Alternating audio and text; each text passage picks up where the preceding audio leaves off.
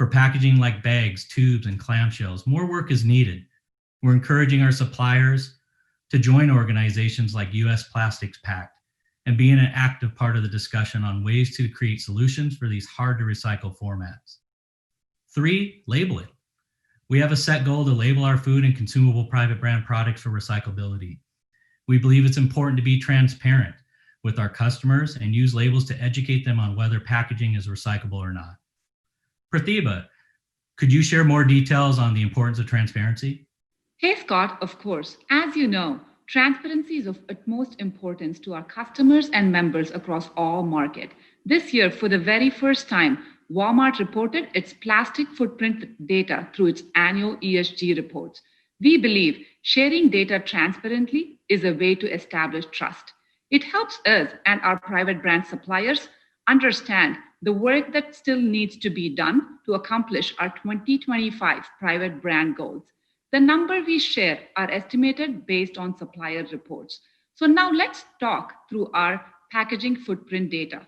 As seen here, we've published through our ESG reports the total weight of Walmart Inc.'s private brand primary plastic packaging, percentage of private brand packaging that's recyclable, reusable, and industrially compostable, percent PCR in Walmart Inc. private brand packaging.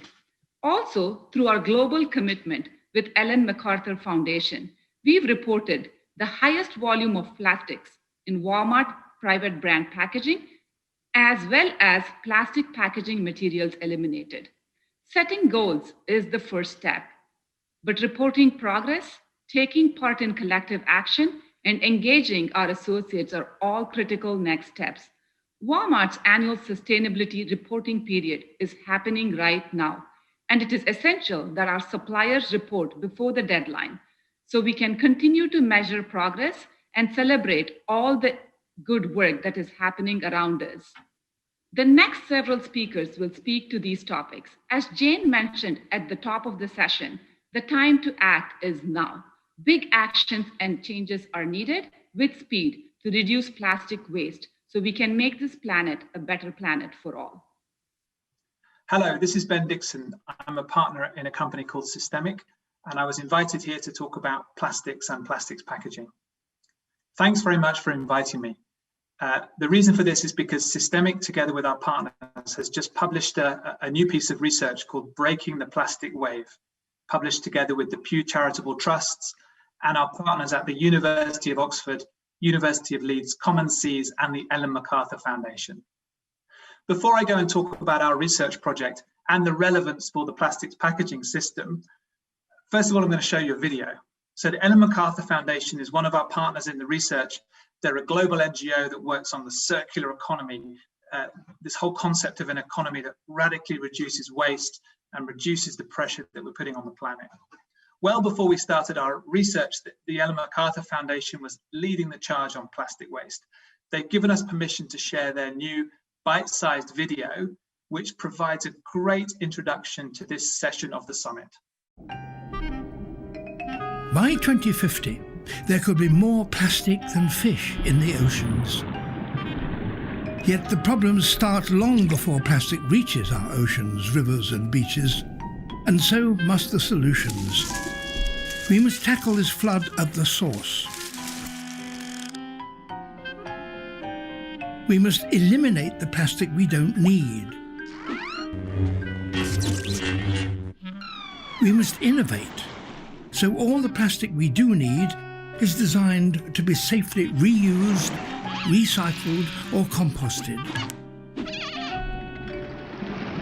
And we must circulate everything we use, making sure the plastic we produce stays in the economy and never becomes waste or pollution.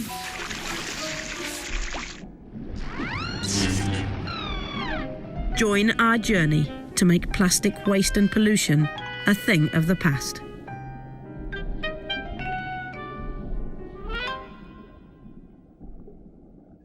Thanks very much to the Ellen MacArthur Foundation for allowing us to share that video. I hope you agree it provides a really good, concise explanation of the plastics packaging challenge, wonderfully narrated by David Attenborough. So back to our research project. First of all, who is Systemic? So Systemic is a B Corp company. We're based in London, Munich in Germany, and Jakarta in Indonesia. We have a mission to drive system change solutions for major social and environmental challenges, including the challenge of plastic waste. So why did our Systemic team spend almost 2 years building a global plastic flow model and a scenario analysis tool that captures all of the global flows of single-use plastics, and it models the effects of different solutions from plastic bans all the way through to better recycling systems? Well, the answer to that question is best illustrated with this picture of my 2 daughters. The first picture is from Bali in Indonesia. It's a community on the west coast of Bali where a cliff of plastic waste washes in from the ocean every winter. A cliff of plastic waste. This is a community where people rely on tourism and fishing to make a living. And it's also a beach where turtles go to nest. The other picture is closer to home. It's my garden in London. And that's just 1 week's worth of packaging waste, plastic packaging waste. And then after I've used it, that material is collected at quite high cost, and it spends the rest of its life, 400 and something years before it may eventually biodegrade, sitting in a landfill. So I think those 2 photos really show the challenges of plastic waste and plastic pollution that we're talking about today. But we also have to remember these are environmental challenges, but also commercial opportunities. According to the latest McKinsey poll, consumers really care about this. 55% of American consumers are very concerned or extremely concerned about the environmental impact of the packaging that they buy. Retailers and major consumer brands are asking, they're also incentivizing their suppliers to act on plastic packaging. So if you're a company in the supply chain for packaging or for packaged goods, this really starts to look like a great commercial opportunity that is also good for the planet. This is an opportunity to do well by doing good. So coming back to our research project, the goal of the project was to provide a clear view of the plastics challenge today and to project what happens in the future if we continue with current trends, and to look at different scenarios and pathways that could navigate us towards a world that brings plastic waste and plastic pollution down to manageable levels. So where are we now? We currently live in a world where approximately 1 million tons of plastics goes into the ocean every month. And 5 million tons of plastics are burned every month, often in backyards and communities around the world. Even in rich countries, there is an estimated 4 million tons going into landfill facilities every month as an unwanted inheritance to future generations. That material will still be there 400 or 500 years from now. Our model, our research project, showed us that if we follow the current trends, plastic waste generation would double by 2040, plastic pollution into nature would triple by 2040, and the overall stock of plastics in the ocean would quadruple to 650 million tons. The model also showed us that unfortunately, there is no silver bullet solution. The plastic bans and the other regulations that have been announced so far would only reduce the problem by about 7% by 2040. Even if we had space to keep on building landfills, the costs are prohibitive, and large-scale waste incineration turns a plastics problem into an emissions problem. Even recycling on its own, often seen as the savior, is not a silver bullet solution because of the great challenge of scaling up commercially viable recycling systems for the huge diversity of plastic packaging materials that we put on the market. Just look at the diversity of materials in that photo of my garden. But I do have some good news. I want to reassure you, this is not a doom and gloom presentation. There is a different future, and that future doesn't require some kind of plastic-eating worm. It doesn't require us to give up plastics and return to the Stone Age. through the methodology and the science-based approach that we put in place, we were able to build a system change scenario. And the system change scenario says, what happens if we apply the known technologies that we have, if we apply them urgently, and we apply them in combination across the whole plastic system? This means upstream solutions, which is about reducing and substituting avoidable plastics, but also downstream solutions, better collection systems, better recycling and safe disposal systems. This system change scenario does bring plastic waste and plastic pollution down to manageable levels by 2040. It increases plastic recycling rates, and it actually reduces the cost of plastic management in the system and reduces the greenhouse gas emissions. So this colorful chart that you can see on the page is a description of the system change scenario. The best way to read the chart is you look on the left-hand side is where we're starting in 2016, and the trajectory from left to right shows you what happens to our plastic system.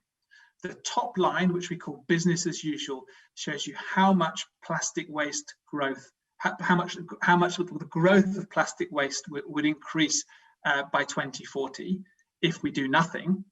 And then what we can also see is the red part of the chart, which is showing you the mismanaged plastic waste. This is the plastics that we're really worried about because it's going into the ocean, or it's being burned in local communities, or it's going into dump sites.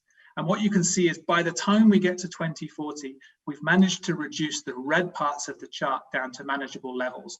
And we've done that with three different things. We've done that with the blue parts of the chart, which is reducing and substituting plastic waste, the green parts of the chart, which is recycling plastics, and the yellow parts of the chart, which is about safe disposal systems for those plastics that we cannot recycle. And it's a bit complicated, and it's 2 years of work, I already told you that. So we've also provided a simple recipe for the industry, a recipe for the makers and users of plastics. And there's only 3 parts of this recipe. The first part we call less plastic. And this means that things like replacing plastic films when we don't need them. For example, plastic films on fresh produce, where we could substitute a protective plant-based coating that extends the shelf life of that produce. Or less plastic because we're able to move away from single-use packaging into reusable packaging models. The second part of the recipe we call better plastic. And this is about being very thoughtful about the plastics we are putting into the world and making sure that they're designed to be recyclable, reusable, or compostable.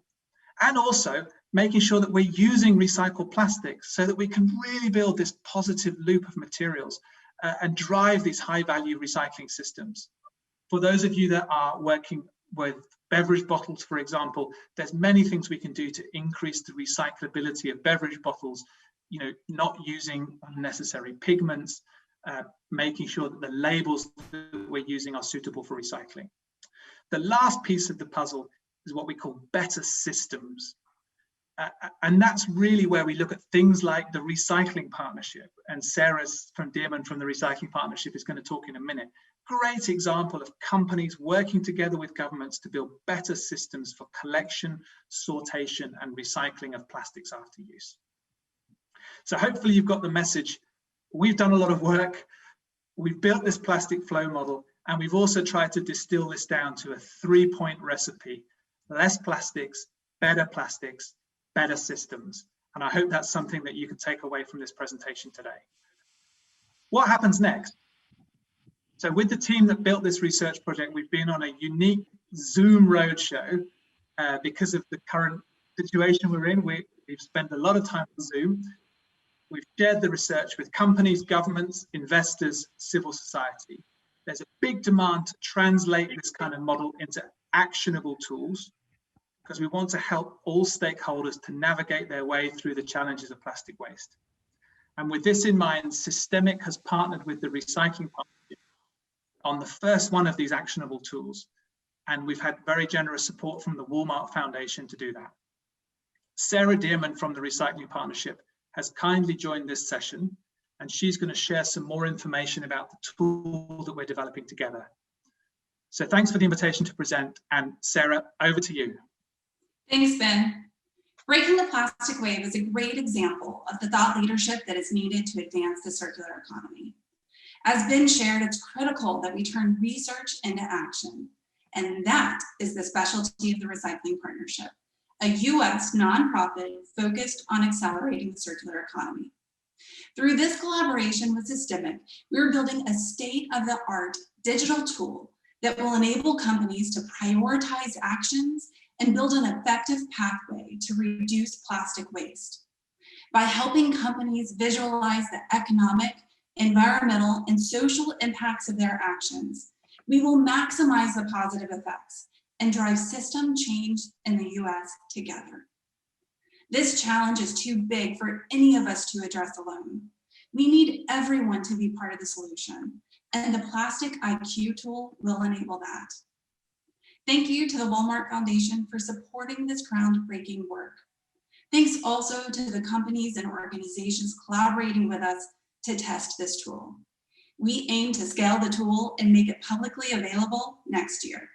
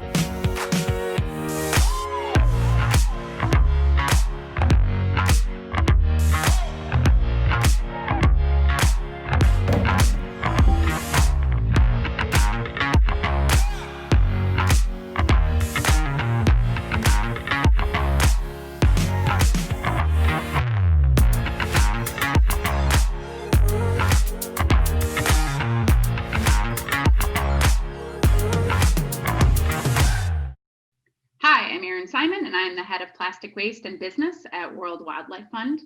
So today I'm going to walk through with you why transparency and reporting are critical levers in addressing these global issues. And in our case, we're going to really be focusing in on the plastic waste crisis. We know this problem is a massive one, and it's going to require a very large scale response. And so to solve for something like that, we need to start with the root cause of the issue, and which in the case of plastic waste is really due to this broken plastic material system. And then from there, understanding what is required to coordinate the action from all the stakeholders in a really targeted way. With all major environmental crises, they are usually multifaceted and complex. And so unfortunately, there's no single lever to pull to really solve them, no golden solution, right? And we've already seen that governments and businesses have leaned in pretty early, right? They have big, ambitious commitments, but no clear roadmap to get there or a mechanism to determine if what they're doing is actually leading to the change we want to see. And so we need to start by getting everyone on the same page. And here's where the importance of measurement comes in.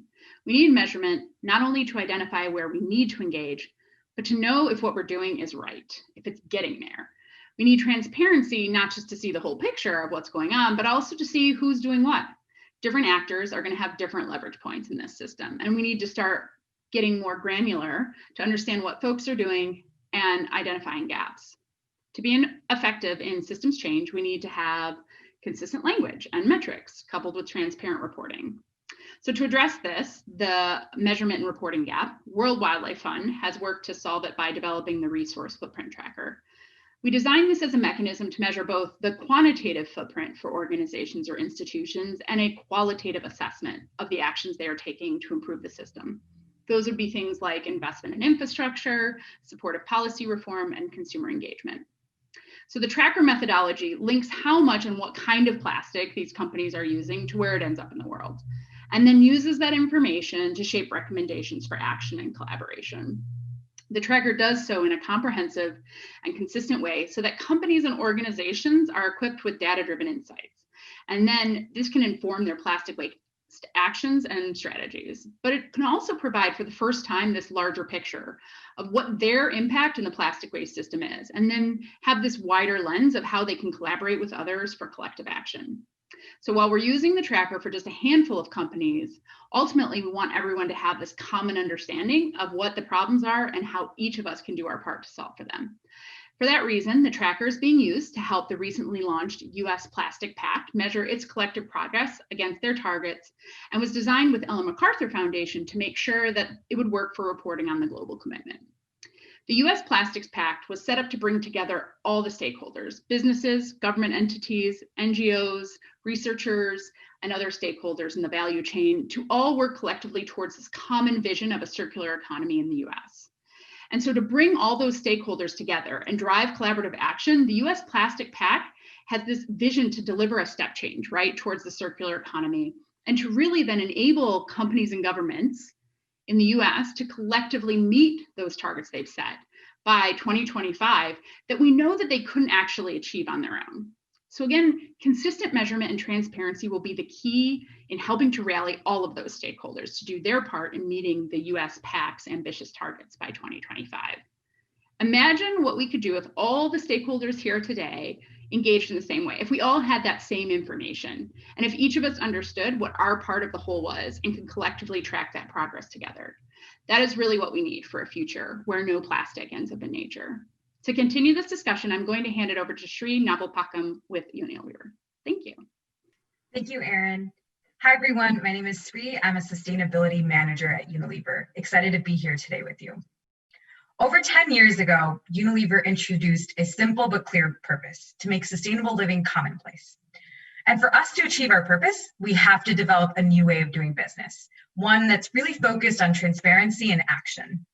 This applies to many areas of our business, such as our move to disclose fragrance ingredients in our beauty and personal care products, and our efforts to work with suppliers to drive accountability in the palm oil sourcing space. It also applies to our work in plastic and waste.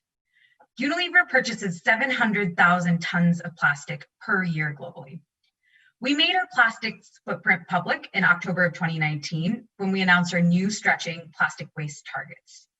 We made this public because we believe transparency drives action, not only for ourselves, but also to help encourage others to act and to scale up the impact. Last year, Unilever became the first major consumer goods company to commit to an absolute reduction of plastic across its portfolio. By 2025, we will have our use of virgin plastic. More than 100,000 tons of this will come from absolute plastic reduction, and the rest by accelerating our use of recycled plastic. I'm really excited to share that 1 year in, we are on track towards achieving our goals. We've joined the US Plastics Pact as a founding activator, and we've also transparently shared our progress on our key targets. But of course, 2020 has been a little bit unlike any other year, and we have a lot of work left to do, but we remain committed.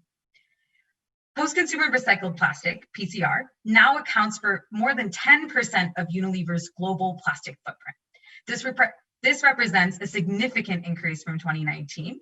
And in North America, we've accelerated our action. We've already reached our 50% milestone. We're also using alternative materials to plastic and less plastic where appropriate when launching new innovations. We continue to test new business models for refillable and reusable packaging. We're committed to sharing our findings publicly and collaborating with our peers and retailers. Basically, we believe that brand trust is paramount to success in today's climate, and transparency will really help to drive that trust. So that's why we're really working hard to bring our commitments and progress to life with consumers on our packs and on the shelf. A few examples of this, all of Unilever's food and mass personal care products in the US are live on Smart Label. So with one click, you as a consumer can now access product information way beyond what is available on the label. We've also committed to adding how to recycle labels on all of our packaging by the end of 2021. This is really an effort to help reduce widespread confusion about our complex recycling system. Finally, with our move to PCR, you will now see clear labels on products like Hellmann's mayonnaise and Dove body wash, articulating the PCR inclusion in the packaging. The time for action on plastic waste is now. Keeping plastic in the economy and out of the environment will really require everyone to work together, whether it's NGOs, retailers, brands, all in an effort to drive transparency, progress, and trust. Thank you. Hello, everyone. I'm Sander, and I'm leading all our work on plastics at the Ellen MacArthur Foundation. Over the past years, we've been mobilizing global momentum behind the vision of a circular economy for plastics. And through our global commitment and plastic pacts, now more than 1,000 organizations are united behind this one common vision of such circular economy for plastics. And by endorsing this vision, these 1,000 organizations are all recognizing that the circular economy approach is the only solution that has the potential to address plastic waste and pollution at scale and at the source. We won't recycle our way out. Equally, we won't simply reduce our way out, but we need that comprehensive circular economy approach, combining first and foremost upstream solutions that reduce and rethink the packaging we put on the market. And secondly, downstream solutions to ensure that we collect and recycle all the packaging that we do put on the market. Beyond uniting behind a common vision, the businesses and governments in the global commitment and pacts have also set concrete 2025 targets, setting a very clear ambition level to aim for. And achieving these will require significant action and fundamental changes. And 2025 is around the corner. So now really is the time to start scaling up delivery towards these targets. Earlier this month, we've launched the Global Commitment Progress Report, which was an important milestone on this journey because for the very first time, this report allowed us to measure the progress made by over 120 businesses and governments, all reporting progress using the same metrics, the same definitions. So it's really generating an unprecedented wealth of data and transparency on who's making progress in which areas and in which areas is progress still lacking. So I'd like to share just a few of the key main insights from that new report. And one is that we do see real progress is being made, especially on recycled content, for example. We see significant jumps being made there, as well as on eliminating some of the most commonly identified problematic items, such as PVC packaging, polystyrene packaging, single-use straws, where almost all of our signatories now have concrete plans to phase these out. The other key insight, however, is that the progress will need to significantly accelerate over the coming years to meet those 2025 targets, and in particularly on upstream solutions. Solutions that reduce the need for packaging in the first place. We need to see much more emphasis, ambition level, and investments in going into these solutions. The recent Breaking the Plastic Wave study reconfirmed that upstream solutions represent more than half of the solution to plastic pollution, while recycling, which is still where the vast majority of industry efforts are focused on, is less than half of the solution. So yes, we need to continue pushing recycling, recyclability, recycled content, but we need to see strategies that are much more balanced and much better reflect the fact that the majority of the solution sits upstream. So we need really bold action on elimination and reuse. And to inspire and support you in doing so, next week, we are launching an upstream innovation guide with very actionable frameworks, tools, as well as over 100 case examples that illustrate what is possible if we push the thinking upstream. If we stop seeing this as a very narrow kind of packaging design challenge, but see it as a much broader challenge, how do I deliver products and services to consumers challenge. So definitely keep an eye out for that report. And then a final insight is that, of course, as I mentioned, recycling remains a part of the solution, but to fix recycling economics, we need some fundamental changes. And without dedicated funding going into the system, the process of collecting, sorting, and recycling plastics simply costs more than the value of the material. So if we do not set up mechanisms that provide dedicated and stable funding to fund these operational expenses of collecting and sorting, if we do not set up such mechanisms in which all industry players pay their fair share, then we'll simply not see any significant increase in collection and recycling rates. So it will be crucial for regulators and businesses to step up and really push for these funding schemes, such as, for example, extended producer responsibility schemes, because without them, we simply won't fix recycling systems. So based on these findings, we will continue to push the thinking at a global level on all these topics going forward, but we'll also continue to translate these into local and regional level contexts in order to really drive action on the ground. And this is where our global network of plastic pacts come in. This network now covers 19 different countries that jointly represent more than 30% of global GDP. And one of the most recent and major plastic pacts is the US Plastic Pact. And on that one, we have the pleasure to be partnering with the Recycling Partnership and with WWF US. And with that, I'd like to hand over to Emily from the Recycling Partnership to talk a bit more about the US Plastics Pact. My name is Emily Topaldo, and I'm Executive Director of the US Plastics Pact. With the recent launch of the Pact in August and 70 plus activators or members of the Pact, we have a really unique opportunity to collectively set the national framework for a circular economy for plastics in the US. The time is definitely now to engage and contribute your skills and expertise and define what the future of plastics packaging looks like. Building on the global common vision Sander just mentioned, the US Plastics Pact is committed to meeting 4 ambitious targets by 2025, which you can see here.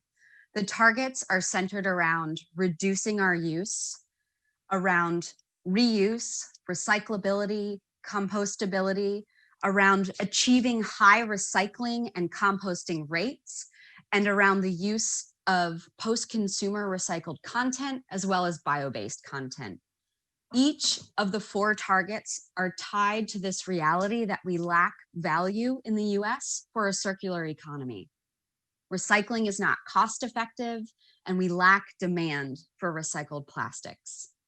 The role of the Pact is to formulate and implement the strategy which will bring together all of the initiatives to overcome these challenges. Currently, in many instances, it's far more expensive to use post-consumer recycled resin than it is to use virgin materials. The activators, or the members of the Pact, are the true engine. And here you can see all of the participating companies and organizations. Those driving the Pact, the activators, recognize, also as Sander noted, that we really can't just recycle our way out of our current situation, where it's cheap to put waste into landfills, it's cheap to use virgin materials, and where things are designed for single use. Plastic waste, marine debris, climate impacts, and responsible material use and reuse are mega challenges that one company or one organization really can't tackle on their own. Action is required across the plastics packaging value chain, and that's definitely where the Pact comes in. The US Plastics Pact is unique in that it not only brings together the plastics packaging value chain, but also the public sector and nonprofits. And it really draws on that engine, on the activator expertise and the findings from the Global Pact network. The US Plastics Pact has a unique national voice. It will signal investment as well as policy changes in the US. The Pact is also one of a kind in that both transparency and accountability are foundational elements. Each activator as a member of the Pact will report annually on their individual progress, and that data will be aggregated so we have a picture Pact-wide how the pact as a whole is working toward our targets with a report published each year. The pact will provide the roadmap for finding the solutions and accelerating the solutions toward an effective circular economy for plastics. It will enable companies and organizations to quickly identify where to engage, to help them connect with each other, and to overcome our current unmet challenges. This will enable us to achieve our aggressive targets, working toward that circular economy and sustainability efforts. So we urge you to join us. Thank you. Imagine a world without waste, where nothing is discarded and everything continues to serve a meaningful purpose. That's a circular economy. That's how we're approaching our business. At Walmart Mexico, we are phasing out the use of plastic bags by January 1st, and we are pleased that Central America reduced plastic bags use by 39% last year alone. Around the globe, Walmart associates are working across all parts of the business to drive a circular economy.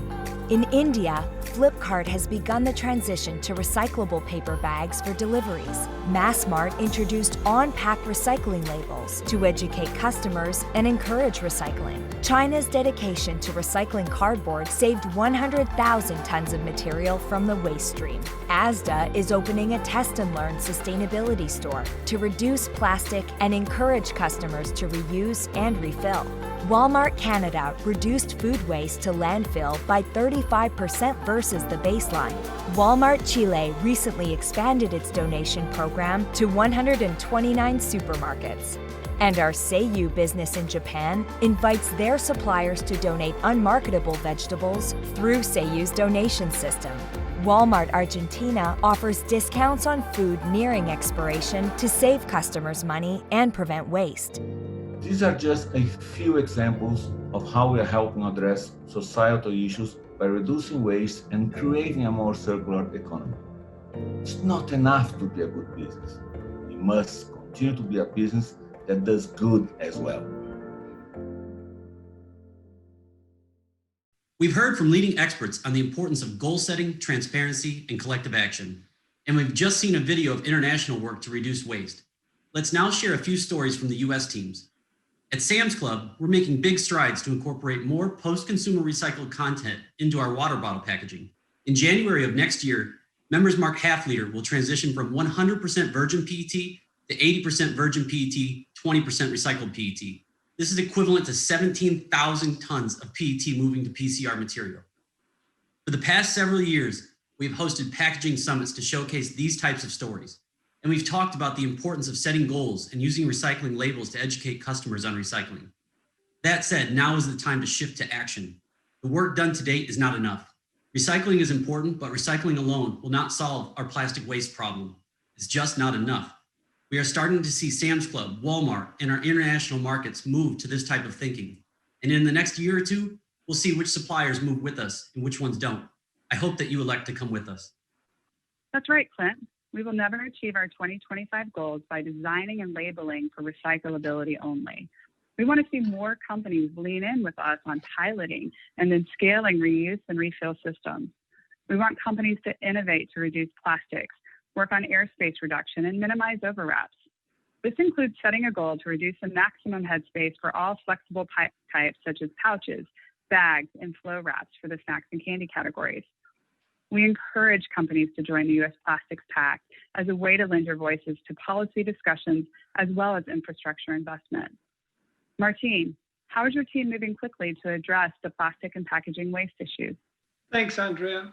Walmart and Sam's Club brought together a joint plastics and sustainability packaging task force of merchants to find ways to accelerate the progress towards the use of less plastics, substitution, recyclability, recycled content, and labeling by working with suppliers.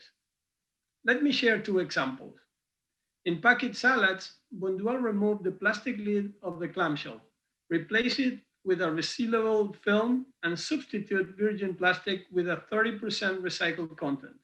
The reduction of plastics has represented a reduction in fossil fuel savings, the equivalent of 3,000 barrels of oil, and 93 million gallons of water, equivalent to 5.4 million showers avoided.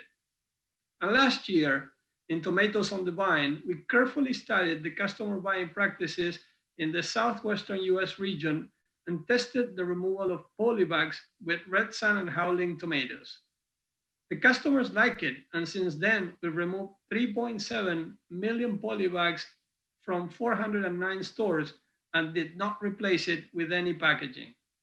Remember, we cannot recycle our way out of plastic waste and must seek innovative and alternative solutions that maintain the freshness of fruits, vegetables, and floral offering, while still offering the low prices our customers expect. We appreciate the suppliers that are already working with us and encourage the rest to step up to the plate. The time to take action is now. In our next session, you will hear from experts on ways to engage. Let's hear from them now. Hi, everyone. I'm Keith Harrison, CEO of the Recycling Partnership, and we're very glad to be here today with you because our organization works hard to help communities and companies build a better U.S. recycling system. In order to deliver that, it's going to take leadership from everyone in this room. And we see that playing out in a bunch of different ways. One is with the recycling playbook. This is how Walmart is helping to make sure that packaging is designed from the beginning to be recyclable. But I hear many other initiatives that show me that companies are banding together to make meaningful change. We heard that from Sander and Emily around the US Plastic Pact. We heard that from Sarah and Ben with the Plastic IQ tool. I'm also excited about companies who are really working hard behind new policy initiatives in this country, and also companies who are collaborating with the Pathway to Circularity. You may remember when we were together last year in Bentonville that there was a toothpaste tube on the stage. That toothpaste tube helped us kick off a new program called Pathway to Circularity, where we help packaging move from the yellow to the green. We launched that initiative around tubes, and since then we've launched 2 more initiatives, one around polypropylene and another around films and flexibles. Today, I'm very glad to be joined by Deanna Bratter, the head of sustainable development for Danone North America, to speak more about Danone's commitment to making change in polypropylene, flexibles, and more. Hi, thanks so much, Keith, for the kind introduction, and we're thrilled to have joined forces with the Recycling Partnership in this work. At Danone North America, our shared vision is known as One Planet, One Health, and it really focuses on that interconnectivity between health of our environment and health of all people. We're proud to be the world's largest certified B Corp, and as a B Corp, we meet high standards of transparency as well as social and environmental performance. Being a B Corp is much more than a certification, and while it does give us an opportunity to benchmark performance and continually improve, it also reflects our efforts as a business for a force for good in the world, taking a stakeholder-wide approach to decision-making and business growth, as well as ensuring we're focused both on our short-term results as well as our long-term impacts. And this approach is how we view initiatives like packaging. We're committed to improving the circularity of our packaging and recognizing the impact we can have for our customers today and into the future.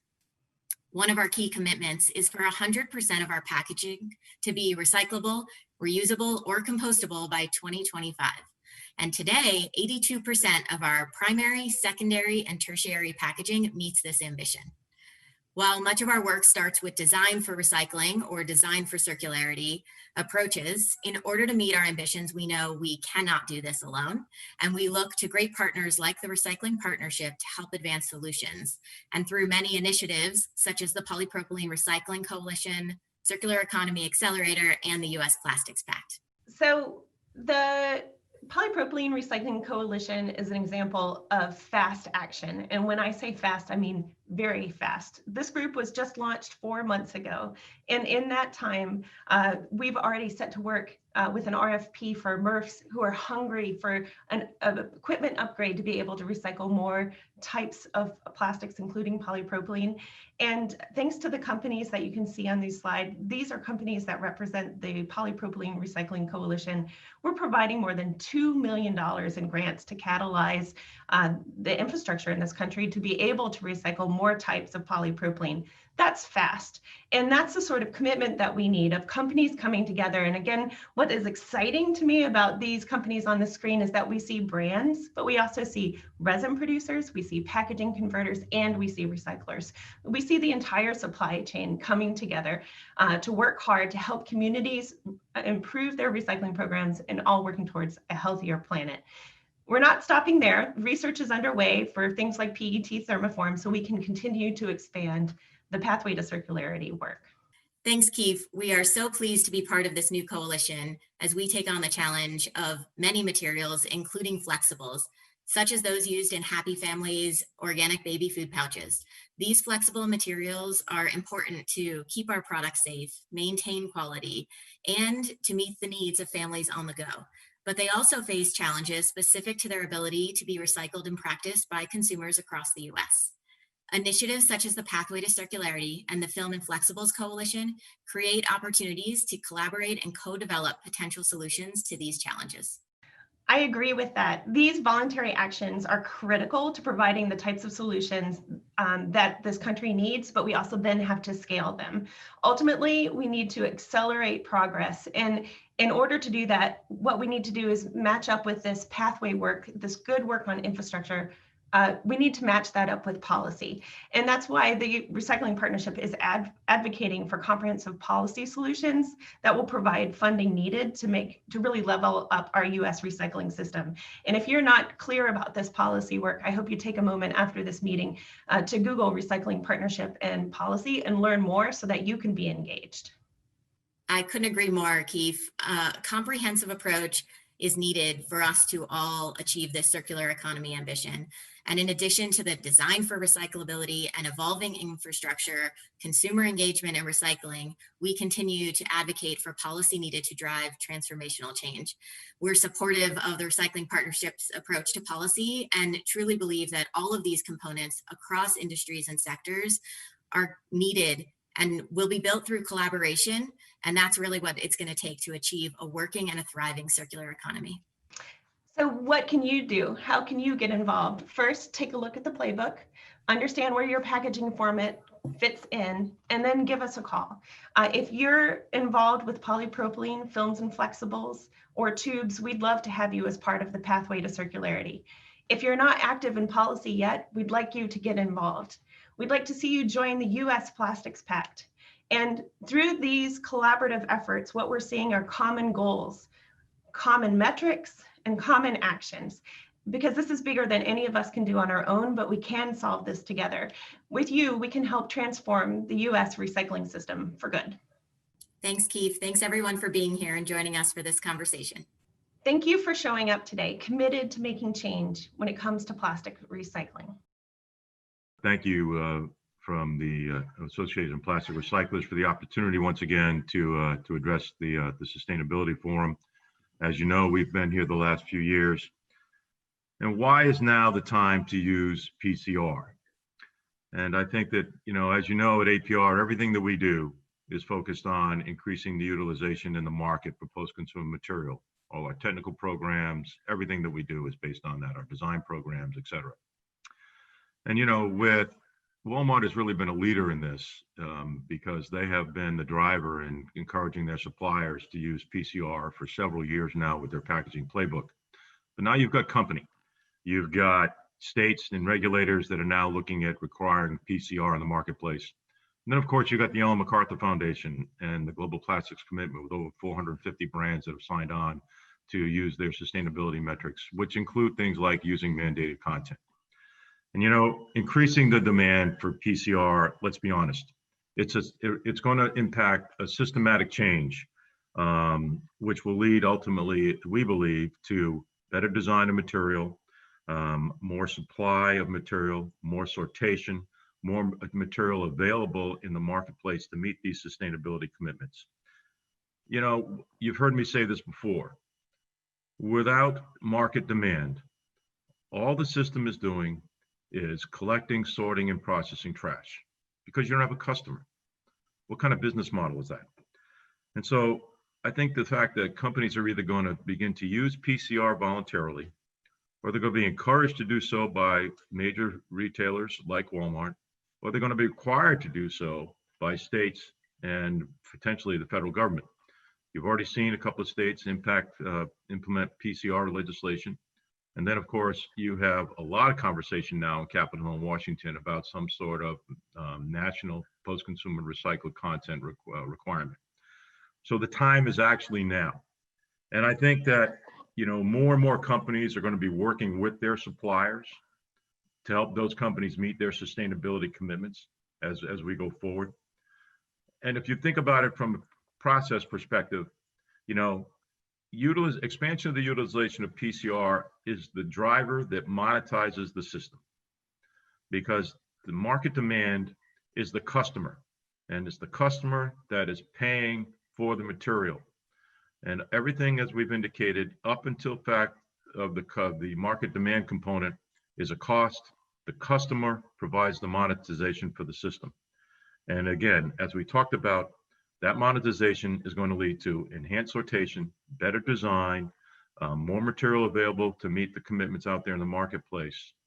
And, you know, I think at the end of the day, more importantly, the utilization of PCR in the marketplace provides the quote circularity that everybody talks about. You simply cannot have circularity in the recycling waste management stream unless you're using PCR. So when we talk about the circular economy for packaging, it begins with PCR. So thank you for your time. As you know, at APR, we're always willing to answer any questions that might come across. My contact information will be on the slide. And with that, I'm going to turn it over to Jonathan from Sam's Club, who will take you through some pretty important activities that's going on over at Sam's. Jonathan? Thank you, Steve. Hello, my name is John Genord, and I support perishable food packaging development for Sam's Club Private Brands. I wanted to take a moment to share with you my keys to being successful with transitioning to new sustainable packaging. First, there are plenty of resources for you on the Walmart Sustainability Hub. If you don't have a copy of the Recycling Playbook, you're missing out. The playbook is a wealth of information to help you get started and identify your sustainability challenges. You can also find resource groups full of plenty of incredibly talented and intelligent individuals like Steve at the Association of Plastic Recyclers, who can help you to tackle the tough challenges. Second, sustainability is a complex subject. I've worked in packaging my entire career, and there are many challenges we don't have answers to. I'm here to tell you to be brave. Don't be afraid to ask for help from your suppliers, to say, I don't know, and to challenge others to keep looking for new solutions. Third, bring your cross-functional teams along with you. Leverage their expertise to help avoid pitfalls that could set back the implementation of your project. Demonstrate to them how big of an environmental impact you can make by making a change.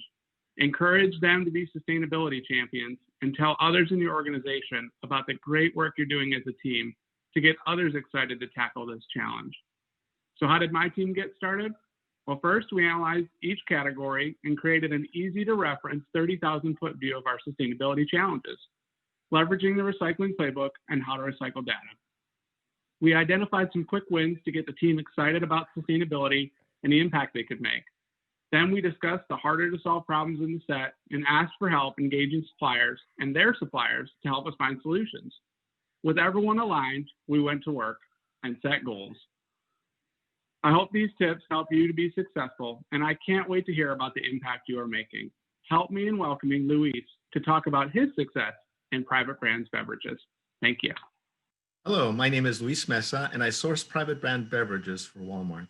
I'd like to share a couple of examples where we've had great success in our journey to improve packaging.